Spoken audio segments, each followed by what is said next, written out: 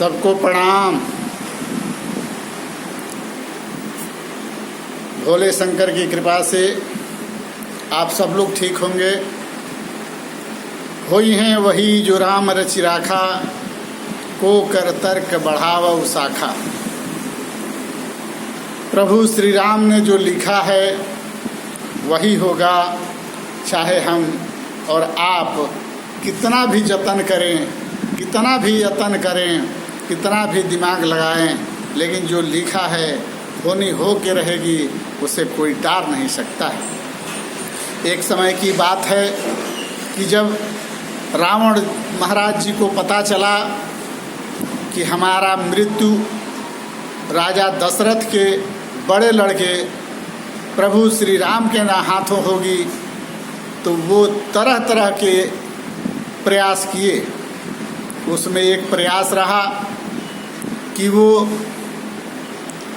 पता किए कि इनकी पहली शादी किससे होने वाली है और किससे प्रभु श्री राम का जन्म होगा। यह जानकर उसने कौशल्या को कौशल राज से उठा लिया और समुंदर में एक संदूक में रखकर अपने एक मित्र के यहाँ सौंप दिया। विष्णु भगवान को पता चला, वो किसी के माध्यम से उस संदूक से समुद्र से बाहर लाए और उससे कौशल्या को निकालकर जंगल में छोड़ दिए। उसी रास्ते से राजा दशरथ शिकार करके आ रहे थे। रास्ते में रोती बिलखती कौशल्या को देखकर वो सोचने लगे, इतनी खूबसूरत लड़की, इतनी अच्छी लड़की जंगल में रो रही है, आखिर क्या बात है, इससे पूछना चाहिए। उन्होंने रथ रोका और उतरकर पूछा कि आपके साथ क्या हुआ है। तो सारी वृत्तांत उन्होंने बताया और फिर उनके पिताजी का नाम पूछकर राजा दशरथ जी अपने रथ पर बैठाकर उनके राज्य तक छोड़ने का प्रयास किए और उनके घर तक पहुंचा दिए, जिसके चलते उन दोनों लोगों में लगाव हुआ और उसके बाद कौशल्या की शादी हुई। कौशल्या की शादी हुई, बच्चा न होने के कारण कैकेयी से शादी हुई, फिर सुमित्रा से शादी हुई, फिर भी बच्चे नहीं हुए। बच्चे न होने के कारण ये था कि जब कौशल्या से शादी हुई तो सोचा कि हमारा सारा मेहनत परिश्रम व्यर्थ गया, क्यों न हम राजा दशरथ के वीर्य कुंड को ही गलाकर बाहर निकाल लें, न वीर्य कुंड रहेगा न बच्चे पैदा होंगे। फिर वो जादू से या मंत्र से या अपनी कला से उनके पेट में दर्द उत्पन्न किया और उनके दरवाजे से वैद्य बनकर निकलने लगा। उसी समय उनके मंत्री डॉक्टर की खोज से घर से बाहर निकले और वैद्य को देखकर उनसे राजा दशरथ जी का इलाज करने का निवेदन किए। रावण वैद्य महाराज तो जानते ही थे कि हमें इलाज करना है। फिर वो अंदर गए और कहे कि इस कमरे में कोई नहीं रहेगा, और कमरे में जाकर सबको कमरे से बाहर निकालकर उनके शरीर में गर्मी उत्पन्न कर उनके वीर्य कुंड को गलाकर बाहर निकाल लिए और एक पात्र में रखकर, जो चमकता हुआ खूबसूरत पात्र था, जिसमें रखकर वो अपने झोली में रखकर और घर से निकल गए और रानियों से कहे कि इन्हें कोई जगाएगा नहीं, 1-2 घंटे में ये खुद जग जाएंगे और इनका पेट का दर्द खत्म हो जाएगा, मैं इलाज कर दिया हूँ। इस बात को सुनकर सारी रानियाँ उनके पास बैठकर इंतजार करती रहीं। कुछ देर में वो होश में आए और ठीक महसूस हुआ, ठीक हो गए थे। उधर रावण लेकर जब जा रहा था, इस बात की खबर विष्णु भगवान को लगी।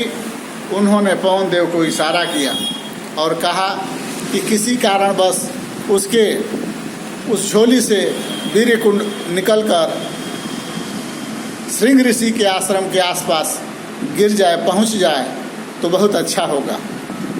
पवन देव के झोंके से रथ हिलने लगा। रावण बौखलाया, तब तक झोली से वीर्यकुंड निकलकर जाकर श्रृंग ऋषि के कुटिया के पीछे लग गया। जब भी श्रृंग ऋषि तपस्या करने बैठते थे तब उन्हें दिखाई देने लगता था कि एक हमारे कुटिया के पीछे पात्र गिरा है जिसके अंदर बहुत ही चमकती हुई वस्तु है, उसे देखा जाए। जब उन्होंने उस पात्र को उठाया और देखा तो उसमें वीर्य था। जब उस वीर्य को देखने के बाद उन्होंने ध्यान किया तो पता चला कि ये तो वीर्य राजा दशरथ का है।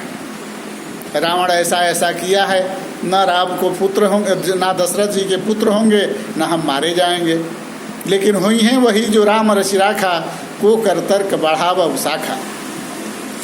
इतना प्रयास करने के बाद भी उसकी मनसा विफल हुई और राजा दशरथ जी को वशिष्ठ जी की आज्ञा के अनुसार यज्ञ कराया गया, जिस यज्ञ में अग्निदेव ने एक खीर देने का प्रयास किया, जिस खीर के माध्यम से वीर्य को डालकर तीनों रानियों को खिलाने का प्रयास किया गया, जिसमें कौशल्या और कैकेयी को आधे आधे दिया गया, जिससे कौशल्या और कैकेयी ने थोड़ा थोड़ा निकाल कर सुमित्रा को देने का कोशिश किया और दिया। इसलिए उन्हें 2 पुत्र हुए और इन लोगों को एक एक पुत्र हुए। राम कथा तो अनंत है, हरि अनंत, हरि कथा अनंता। इस बात से हमारी जो बात है ये सरासर सत्य है। इसको आप शास्त्रों के माध्यम से ढूंढ सकते हैं, देख सकते हैं, इस पर विचार कर सकते हैं, पढ़ सकते हैं। मैं सुंदर का मतलब रामचरितमानस में इसको पढ़ने का प्रयास किया है और मैंने पढ़ा है। ऐसे तो तमाम ऋषि मुनि अपने अपने विचार प्रकट करते हैं, लेकिन हमारा जहाँ तक विचार है अति उत्तम है। मैं राष्ट्र संत प्रेम प्रभु जी महाराज आप लोगों के बीच में ऐसी ऐसी वाणी लाते रहेंगे जो आप लोगों के जीवन को आनंद देगा और सही रास्ता दिखाने का प्रयास करेगा।